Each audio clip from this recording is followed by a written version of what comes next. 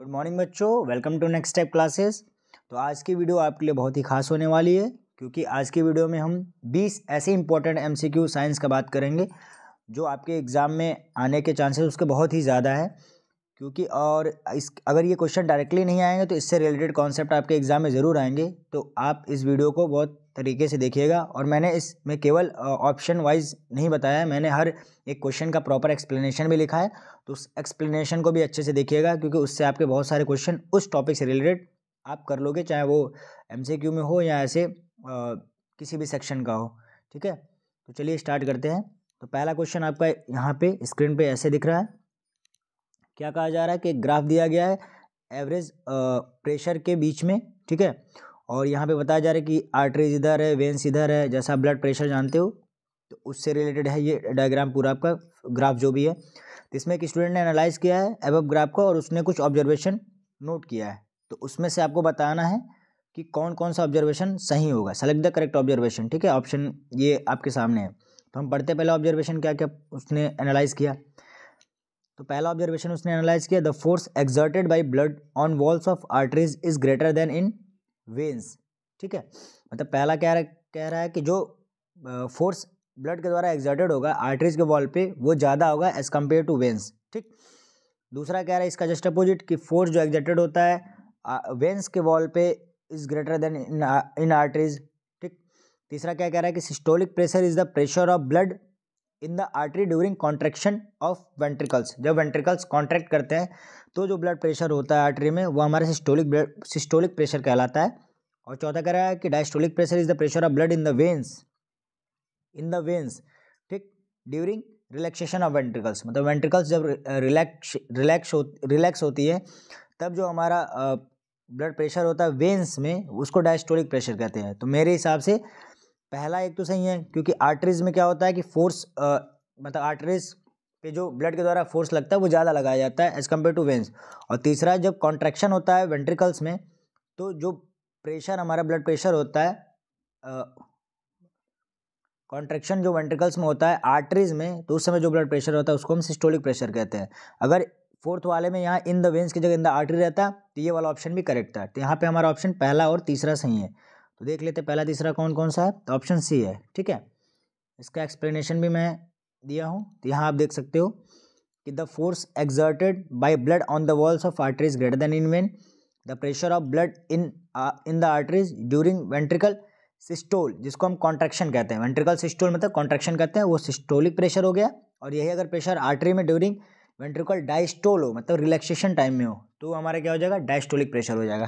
ठीक है, तो होप ये क्वेश्चन आपको क्लियर हो गया होगा। अब सेकंड क्वेश्चन देखते हैं। क्या कह रहा है, स्टूडेंट ने एक एक्टिविटी परफॉर्म की है। उसने 3 मिलीलीटर क्या लिया, सोडियम सल्फेट लिया। सोडियम सल्फेट मतलब क्या हो गया, Na2SO4, जो आपको इस क्वेश्चन में गिवन भी है यहाँ पे नीचे। ठीक है, उसको क्या कर रहा है, 3 मिलीलीटर एक बेरियम क्लोराइड ले रहा है, उसके साथ रिएक्शन करा दे रहा है। तो आपको भी पता है क्या बनेगा, बेरियम सल्फेट बनता है और क्या बनता है, NaCl बनता है। अब इसमें जो बेरियम सल्फेट होता है, ये रिएक्शन मैं बहुत बार करा चुका हूँ। तो ये जो बेरियम सल्फेट बनता है वो क्या होता है, वाइट पीपीटी दे देता है। और जो हमारा सोडियम क्लोराइड क्या है, सॉल्ट है, तो ये हमारा पानी में क्या होगा, घुल जाएगा। तो NaCl हमारा सोलूबल होना चाहिए और जो बेरियम सल्फेट बनेगा वाइट प्रेसिपिटेट बन रहा है। अब देखो ये प्रेसिपिटेट बन रहा है ना, तो ये रिएक्शन भी कैसा हो गया, एक प्रेसिपिटेशन रिएक्शन हो गया, प्लस इसमें 2 बार डिस्प्लेसमेंट हो रहे हैं आयंस के, तो इसलिए इसका दूसरा रिएक्शन इसको हम क्या कह सकते हैं, डबल डिस्प्लेसमेंट रिएक्शन। तो ये रिएक्शन डबल डिस्प्लेसमेंट का भी एग्जाम्पल का है और प्रेसिपिटेशन रिएक्शन के एग्जाम्पल का भी है, तो इसलिए इंपॉर्टेंट हो जाता है। ठीक, इसमें बस याद रखना है कि जो बेरियम सल्फेट होगा हमारा वो कैसा बनाएगा, बेरियम सल्फेट का वाइट पीपीटी, यहाँ पे वाइट पीपीटी निकलेगी। ठीक है, वाइट पीपीटी। और ये क्या होगा, NaCl सॉल्यूबल होगा, कहाँ, पानी में। ठीक है, सॉल्यूबल इन वाटर। तो ऐसा देख लेते हैं कि ऑप्शन कौन सा सही है। तो पहला कह रहा है कि no visible change observe as both the products forms are soluble in water. दोनों सॉल्यूबल होते नहीं है। ठीक है, रिएक्शन सही है पर ये गलत है। फिर आते हैं हम नेक्स्ट पे। दूसरा क्या कह रहा है कि a white precipitate of sodium chloride is formed as barium sulphate is soluble in water. तो बेरियम सल्फेट तो सॉल्यूबल नहीं होता है और सिंपल सी बात है वाइट पीपीटी सोडियम क्लोराइड की नहीं बनती है, तो ये वाला भी गलत हो गया। ठीक, थर्ड देखते हैं कि white precipitate of barium sulphate is formed as sodium chloride is soluble in water. ये वाला ऑप्शन क्या हमारा करेक्ट हो गया है। ठीक है, फोर्थ तो रॉन्ग ही हो जाएगा, तो थर्ड ऑप्शन इसका करेक्ट हो जाएगा। एक्सप्लेनेशन आपका यहाँ बगल में मैंने लिखा है कि वही सेम चीज़ जो मैंने बोला कि a white precipitate of white precipitate of barium sulphate formed हो रहा है, सोडियम क्लोराइड वाटर में सॉल्युबल हो जा रहा है। ये रिएक्शन रहा, और ये रिएक्शन कैसा है, डबल डिस्प्लेसमेंट रिएक्शन है। बाकी इसके साथ आप लोग वो भी लिख सकते हैं कि एक और कैसा रिएक्शन है, ये तो प्रेसिपिटेशन रिएक्शन है।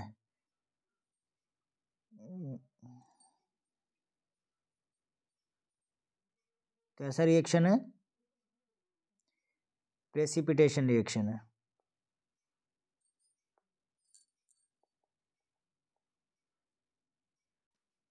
प्रेसिपिटेशन रिएक्शन है।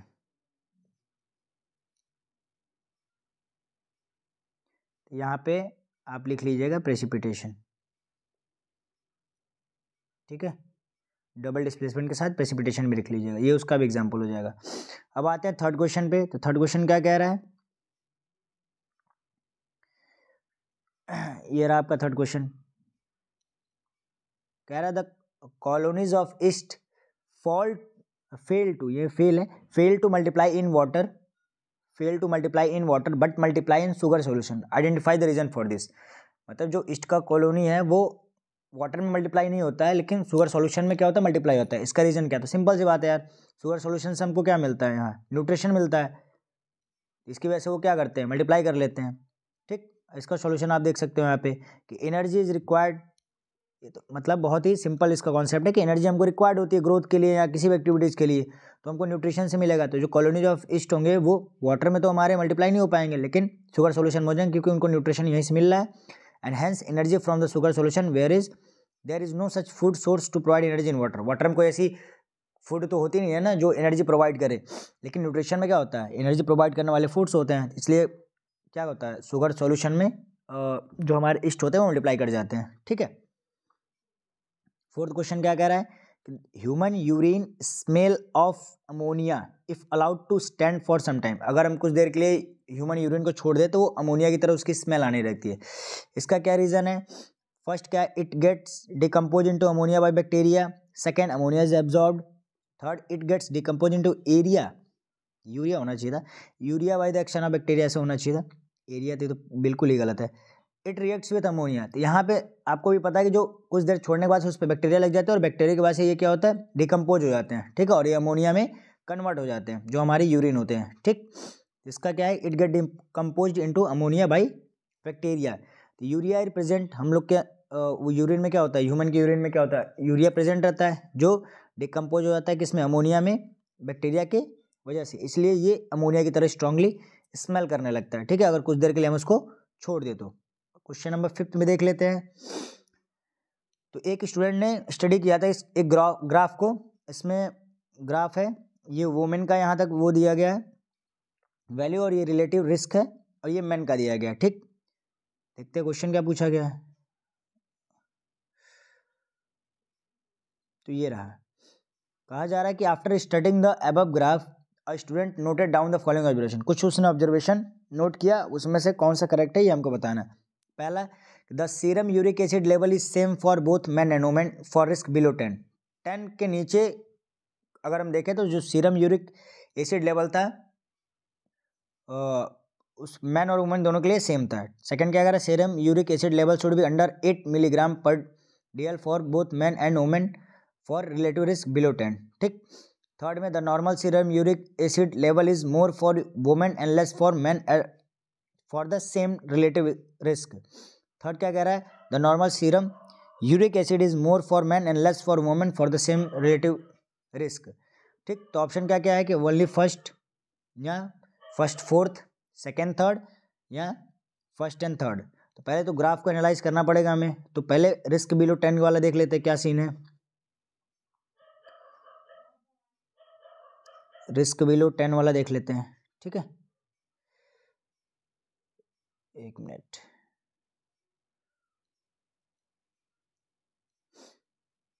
तो रिस्क बिलो 10 का ये रहा। तो रिस्क बिलो 10 में क्या कह रहा था,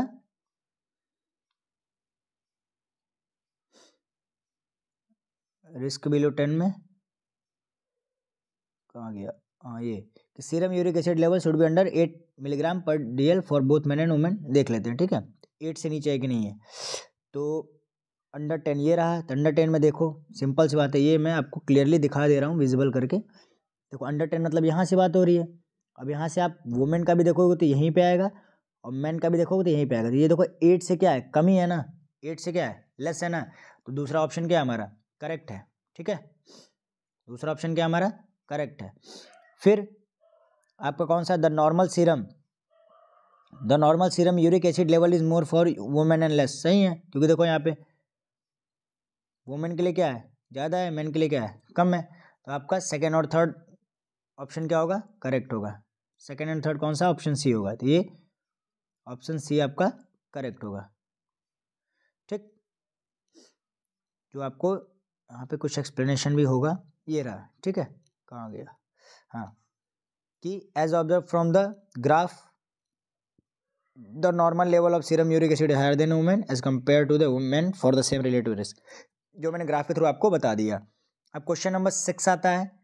क्वेश्चन नंबर 6 क्या है, देख लेते हैं। ये तो बहुत साल पूछा गया क्वेश्चन ये है, और आपको इसका शायद पता भी हो। रीजनरेशन के प्रॉपर्टी कौन एग्जिबिट करता है। तो रीजनरेशन के एग्जाम्पल में ये आ जाता है कि प्लेन एरिया होता है, ठीक है। तो प्लेन एरिया क्या करता है, रीजनरेशन की प्रॉपर्टी शो करता है। टेपवर्म, फ्लक्यूज, एस्लेमेंथिस ये नहीं करते हैं, ठीक है। इसका एक्सप्लेनेशन, रीजनरेशन के बारे में थोड़ा जान लेते हैं। रीजनरेशन क्या होता है, ठीक। तो regeneration is the ability of many fully differentiated organism to give rise to new individual organism from their body part. ये इंपॉर्टेंट है, from their body part if the individual is somehow cut और broken up into many species. मतलब अगर किसी भी कारण से वो किसी और सारे पीसेज में ब्रोकन अप हो जा रहा है इंडिविजुअल, तो अपने बॉडी पार्ट से वो क्या करेगा, एक नया इंडिविजुअल ऑर्गेनिज्म को क्या करेगा, जन्म दे देगा, ठीक है। तो प्लेन एरिया इसका एग्जाम्पल है जिसके अंदर ये एबिलिटी होती है रीजनरेट होने वाली। तो ऑप्शन नंबर 6 का डी ऑप्शन है, ठीक। अब आते 7 पे। 7 क्या कह रहा है, द प्रिज्म ABC, ये बहुत अच्छा क्वेश्चन है। Prism ABC is position in various direction with BC serving as it base. तो BC क्या है यहाँ पे, बेस है। As depicted in the figure, a small white light beam is incident on the prism, which of the following situation after dispersion has the third color from the top match the sky's color, ठीक है। from the top match the sky color, यहाँ BC हमारा base है, उसको top पे रखना है, उसके हिसाब से थर्ड कलर पे कौन सा आएगा इसको देखना है। तो आप बहुत लोग इसमें ऑप्शन ए को करेक्ट करेंगे, ठीक है।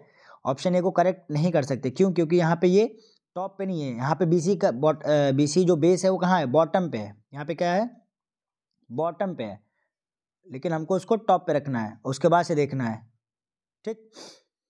तो ऑप्शन बी यहाँ पे करेक्ट हो जाना चाहिए, क्योंकि यहाँ पे BC टॉप पे है, और आपको पता है कि विबग्योर जब बनता है VIB, हमको 3 से ही मतलब, क्योंकि थर्ड कलर पूछा है, तो थर्ड कलर कौन सा होता है, ब्लू कलर होता है, ठीक है।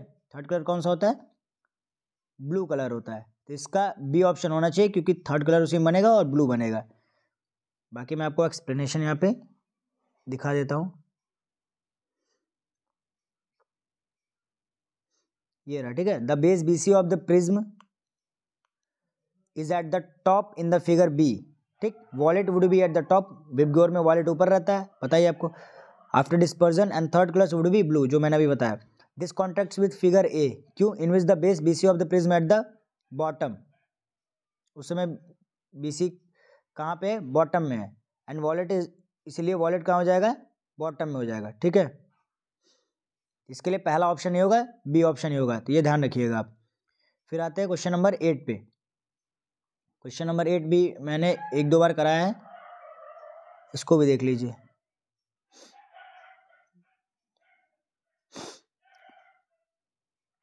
कह रहा है figure shows a ray of light as it travels from medium A to B। यहाँ बहुत ध्यान देने वाली बात है कि इधर से इधर रेज नहीं आ रही है, ठीक है, मतलब इधर से इधर नहीं आ रही है, ये रेज इधर से इधर जा रही है, ठीक। तो मीडियम A नीचे है, मीडियम B ऊपर है, तो इंसिडेंट वाला जो एंगल हमारा होगा वो इधर वाला होगा और रिफ्रैक्टेड वाला इधर वाला होगा।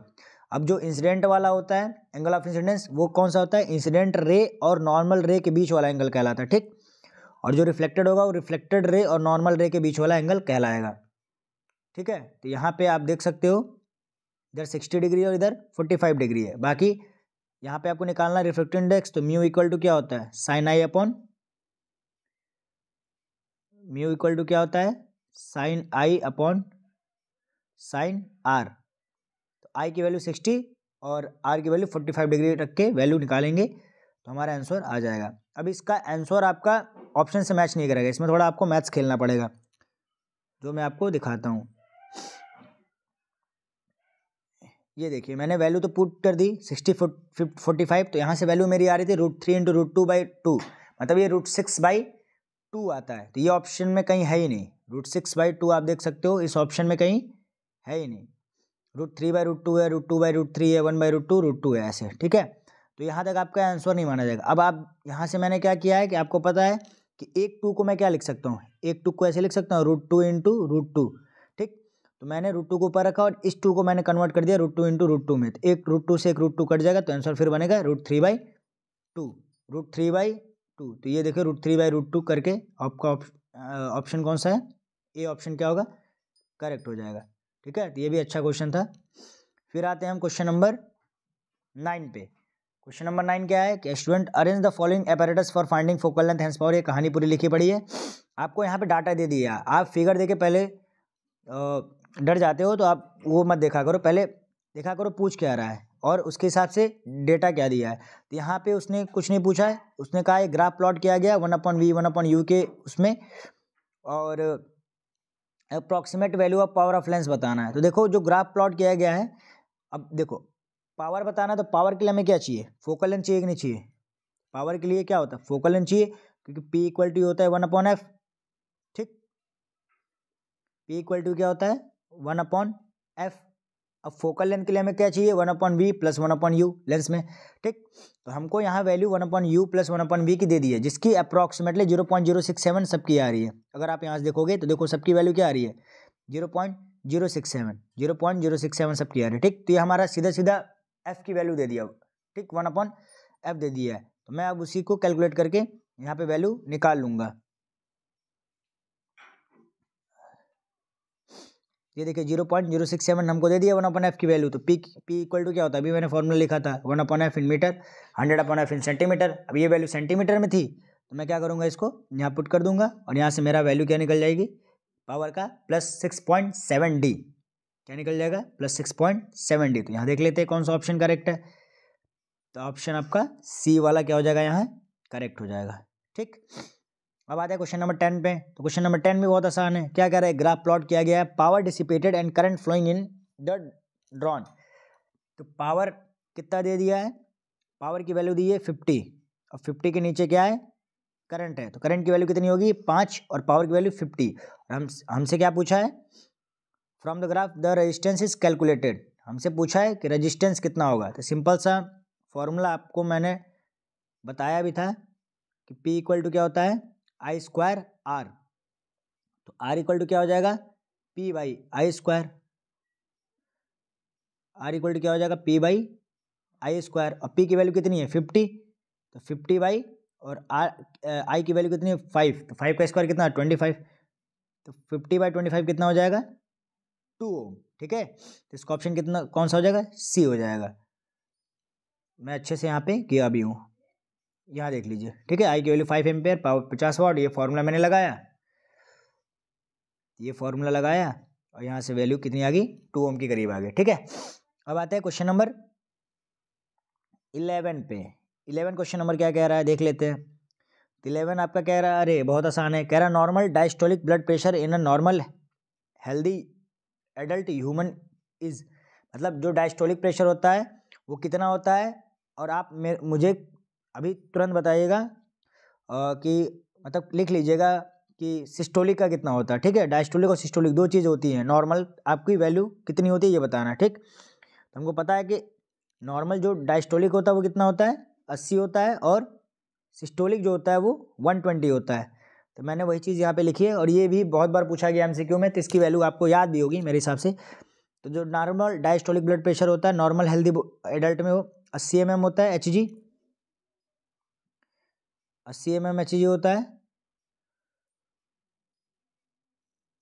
80 mm HG, whereas the normal systolic pressure कितना होता है 120। ठीक है, तो अगर डायस्टोलिक पूछेगा तो 80 और सिस्टोलिक पूछेगा तो 120। ठीक, तो ये भी आप याद रखिएगा। फिर आते हैं नेक्स्ट क्वेश्चन पे। कौन सा क्वेश्चन है? 12 है। Observe the reaction metal plus non metal is equal to Y. क्या जो वाई होगा वो ऑर्गेनिक सॉल्वेंट में डिजॉल्व होगा या नहीं? ठीक है, कह रहा वाई जो बन रहा है वो ऑर्गेनिक सॉल्वेंट में डिजॉल्व होगा या नहीं, तो मेरे हिसाब से तो नहीं होगा। ठीक है, मेटल और नॉन मेटल अगर करेंगे तो ऑर्गेनिक सॉल्वेंट में तो नहीं होगा, वाटर में भले से वो डिजॉल्व हो जाएगा। ठीक है, तो इसको देख लेते हैं। तो क्या बनता है, मेटल नॉन मेटल मिला जब मिलते हैं तो क्या बनता है? आयनिक कंपाउंड बनता है, और आयनिक कंपाउंड किसमें सॉल्युबल होता है? वाटर में। ठीक है, तो वही कह रहा है when metal combined with non metal the compound formed will be an ionic compound. थोड़ा सा मैं कैपेसिटी बढ़ा देता हूँ। Ionic compound are soluble in water but insoluble in organic compounds. ठीक है, तो सिंपल सी बात है कि वो इन सॉल्युबल होता है किसमें? ऑर्गेनिक कंपाउंड में, जैसे एल्कोहल हो गया, इसलिए कंपाउंड वाई भी हमारा डिसॉल्व नहीं होगा। फिर आते हैं नेक्स्ट पे। क्या कह रहा है? The thickness of blood capillaries, ये आपको थोड़ा सा वैल्यू याद रखनी पड़ेगी कि जो ब्लड कैपिलरीज की थिकनेस होती है वो 1 सेल थिक के बराबर होता है। सॉरी 13 है ना, ये तो 14 आ गया। 13 क्वेश्चन नंबर क्या कह रहा है पहले उसको देख लेते हैं। तो the oxide formed in the reaction Son below dissolve in dilute hydrochloric acid. तो यहाँ X है प्लस ऑक्सीजन, और क्या बना रहा है? Oxide of X। तो the oxide formed also turns the solution of red litmus blue. ये क्लियर कर दिया यहीं पे। ये क्या कह रहा है कि जो ऑक्साइड बन रहा है वो रेड लिटमस को ब्लू में कन्वर्ट कर दे रहा है। ठीक है, एक मिनट। ये आपका क्या है? मेटल है, क्योंकि मेटल ही किसमें होता है? बेसिक इन नेचर होता है। आपको पता है कि जो मेटल होता है वो किसमें होता है? मेटल बेसिक नेचर में होता है, और बेसिक नेचर में रहेगा तो रेड लिटमस ब्लू में कन्वर्ट हो जाएगा। ठीक है, तो हमारा जो X होगा, ऑक्साइड ऑफ X पूछा है तो वो क्या होगा? मेटल का होगा। ठीक है, तो ऑप्शन नंबर ए होगा इसका। तो ये रहा आपका एक्सप्लेनेशन। हाँ, as oxide of given element dissolve in diluted sulphuric acid hydrochloric acid and turns a solution of red litmus blue, it is basic in nature and oxide of metal are basic in nature। ठीक है, clear है ये। अब आते हैं 14 वाले question पे। तो उसका आंसर मैं बता ही चुका था कि जो थिकनेस होती है ब्लड कैपिलरीज की वो 1 सेल थिक होती है। ठीक है, तो इसको आप याद रखिएगा कि 1 cell thick the blood capillaries are about 1 cell thick, so that जो मटेरियल का एक्सचेंज हो between blood and surrounding cell आराम से टेक्स प्लेस कर सके इस थिन वॉल के थ्रू या इस थिन वॉल के अक्रॉस। ठीक है, नेक्स्ट क्वेश्चन है 15। इनकरेक्ट स्टेटमेंट बताना है। तो पहला कह रहा है arteries carries blood away from the heart to different part of the body, heart to different body organs. Second क्या कह रहा है? एक मिनट मैं इसको रब कर देता हूँ।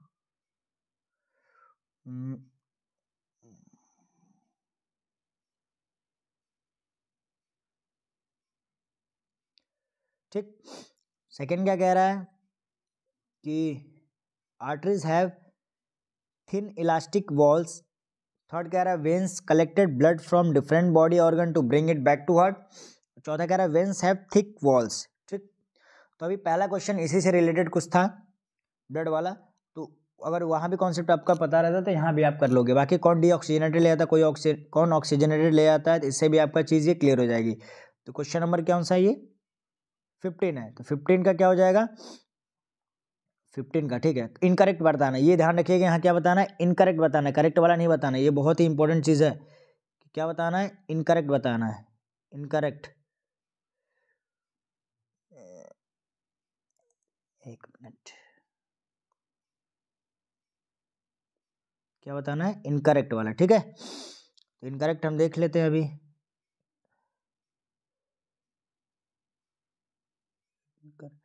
तो arteries have thin elastic wall, ये गलत चीज़ है बिल्कुल। क्यों? क्योंकि आर्टरीज के क्या है, वॉल्स मोटा होता है। अभी मैंने पहले ही पढ़ाया था कि फोर्स उस पर क्या पता है, ज़्यादा पड़ता है। ब्लड का जो फोर्स होता है आर्टरीज पे ज़्यादा होता है एज कम्पेयर टू वेंस, तो इसलिए उसकी वॉल्स भी कैसी होगी, थिक होगी ना, थिन नहीं होगी। तो ये करेक्ट इनकरेक्ट हो गया, सेकेंड हो गया। और फिर फोर्थ क्या क्या, वेंस हैव थिक वॉल्स, तब ये गलत है। तो फोर्थ वाला तो ऑटोमेटिक गलत होगा क्योंकि उसकी थिन वॉल होती है, तो ऑप्शन हो जाएगा इसका बी। ठीक है, अब आते हैं क्वेश्चन नंबर 16। अब यहाँ से आपका असर्शन, सॉरी अभी एक और है, विच ऑफ द फॉलोइंग, क्या था क्वेश्चन, हाँ, which of the following is not an example of abiotic factor of an ecosystem, इसमें से कौन सा एबायोटिक सिस्टम का एग्जाम्पल, एबायोटिक फैक्टर इकोसिस्टम का एग्जाम्पल नहीं है। तो आपको पता है टेम्परेचर है, रेनफॉल है, विंड है, लेकिन बैक्टीरिया आपका नहीं है, ठीक है। तो इसका ऑप्शन क्या हो जाएगा, बैक्टीरिया हमारा एबायोटिक फैक्टर नहीं है इकोसिस्टम का। अब 70 to 20 हमारे असर्शन रीजन क्वेश्चन है जो इसी साल आपका ऐड हुआ है, तो हम उसको पढ़ लेते हैं। पहला क्या आ रहा है, carbon forms strong bonds with other elements making these compounds exceptionally stable. ठीक है, क्योंकि कार्बन के 4 वैलेंसी होती हैं, लास्ट में आउटरमोस्ट में 4 इलेक्ट्रॉन होते हैं, तो इसलिए मल्टीपल 4 बॉन्ड बनाता है, कोवेलेंट बॉन्ड बनाता है, तो वो चीज़ यहाँ पे आ जाएगा। फिर कह रहा है because the formation of strong bonds by carbon is due to its small size. ठीक, ये भी सही है आपका, इसका देख लेते हैं। अब देखिए इसमें मैं पहले बता दे रहा हूँ कि अगर ए में बोलूँगा तो उसका मतलब दोनों सही है, और आर जो है वो करेक्ट एक्सप्लेनेशन है ए का, और दूसरे में R is not correct explanation of A. C बोलूँगा तो A is true, R is false, और डी बोलूँगा तो A is false but R is true. ठीक है, तो इसका ऑप्शन क्या है आपका, ए ऑप्शन है, क्योंकि दोनों सही था और दोनों एक दूसरे के करेक्ट एक्सप्लेनेशन भी। अब मैंने यहाँ पे कुछ जानकारी भी दी है कार्बन कंपाउंड के बारे में। इधर एटॉमिक नंबर कार्बन का कितना होता है, 6 होता है, ये थोड़ा ब्लर हो गया, ये 6 लिखा है। And its electronic configuration is 2,4। It forms कैसा bond, covalent bond compound by sharing 4 valence electron because of small size of carbon. ये याद रखिएगा, ठीक है, क्योंकि उसकी साइज क्या होती है, तो न्यूक्लियस क्या करता है, शेयर्ड पेयर ऑफ इलेक्ट्रॉन को स्ट्रांगली होल्ड कर लेता है। तो ये ऑप्शन हो गया आपका 17 का। ठीक है, 17 का क्या हो गया, ए। अब ये क्या कह रहा है, 18 यहाँ पे रब हो गया, मैं यहाँ पे पढ़ देता हूँ क्या लिखा था, electrical impulses are used by neurons to transmit message across the junction. ठीक है, are used by neurons to transmit, यहाँ पूरा आ नहीं पाएगा तो इसलिए मैं बोल दे रहा हूँ मुँह से, to transmit message across the junction because synapse refers to the intersection or spaces between the 2 points. Neurotransmitter are released as chemicals when an electrical signal reaches its terminal. ठीक है, तो बिकॉज करके देखेंगे तो हमको करेक्ट तो नहीं लग रहा है। ठीक, तो मेरे हिसाब से बी होना चाहिए, देख लेते हैं डी में क्या था। पहला क्या करा, electrical impulses are used by neurons to transmit, नहीं तो ठीक है, इलेक्ट्रिकल इम्पल्सेज हमारा नहीं यूज होता है न्यूरॉन्स के द्वारा। ठीक है, तो पहला ही सेंटेंस हमारे क्या यहाँ गलत है, पहला ही क्या है, ये वाला ही गलत है। एक बार मैं फिर क्वेश्चन बोल दे रहा हूँ, क्या बोला था, इलेक्ट्रिकल दिख रहा होगा आपको, impulses are used by neurons to transmit message across the junctions. ठीक है, तो ये गलत है। और सेकेंड वाला तो सिनेप्स, आपको पता है सिनेप्स का बहुत बार पूछा भी है कि सिनेप्स व्हाट इज सिनेप्स, तो इसके बारे में पूरा डेफिनेशन जो यहाँ लिखा पड़ा है वही आपको लिखना होगा। ठीक है, तो दूसरा सही है, पहला वाला क्या है, गलत है, पहला गलत है, दूसरा सही है। तो ऑप्शन नंबर क्या हो जाएगा इसका, A is false, R is true, तो डी होना चाहिए, तो डी होगा। ठीक है, एक्सप्लेनेशन और देख लेते हैं इसका, कि through chemical signal neurons transmit information across the junction. ठीक है, इलेक्ट्रिकल सिग्नल इम्पल्स के द्वारा नहीं, किसके, केमिकल इम्पल्स, केमिकल सिग्नल है, केमिकल इम्पल्स कह सकते हो। ठीक है, तो केमिकल के द्वारा, ना कि इलेक्ट्रिकल के द्वारा, ये इंपॉर्टेंट याद रखिए। Electrical impulses are used to message को ट्रांसपोर्ट करने के लिए विद इन न्यूरॉन, न्यूरॉन के अंदर अगर कहेगा मैसेज को ट्रांसमिट करना है तो हम वहाँ इलेक्ट्रिकल इम्पल्सेस यूज़ करेंगे, और अगर उसको किसी जंक्शन पे इंफॉर्मेशन को देना है तो वहाँ पे हम केमिकल सिग्नल यूज़ करते हैं। ठीक है, तो ये हो जाएगा 18। ठीक, 19 देख लेते हैं। अब 19 क्या कह रहा है कि positive phototropism is defined as the movement towards light. ठीक है, ये तो सूरज की तरफ जो रहता है वही फोटोट्रॉपिज्म होता है, फोटो मतलब लाइट ही होता है। दूसरा क्या कह रहा है, the oxygen diffuses towards the sunny side of the suit when sunlight hits a particular side of the plant, cells are stimulated to grow longer by oxygen concentration and a stem that is bent towards the sun is produced। ये statement क्या है, गलत है। ठीक, second वाला गलत है, ये सही है, तो ऑप्शन सी होगा, A is true but R is false.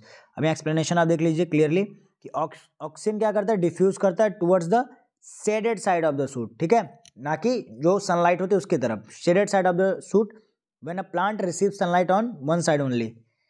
ठीक, अब आते हैं क्वेश्चन नंबर 20 पे। तो लास्ट क्वेश्चन है, क्या कह रहा है, the flow of energy in an ecosystem is unidirectional. ये तो सही है, flow of energy in ecosystem is unidirectional because the green plants in terrestrial ecosystem capture about 10% of energy of the sunlight that falls on their leaves.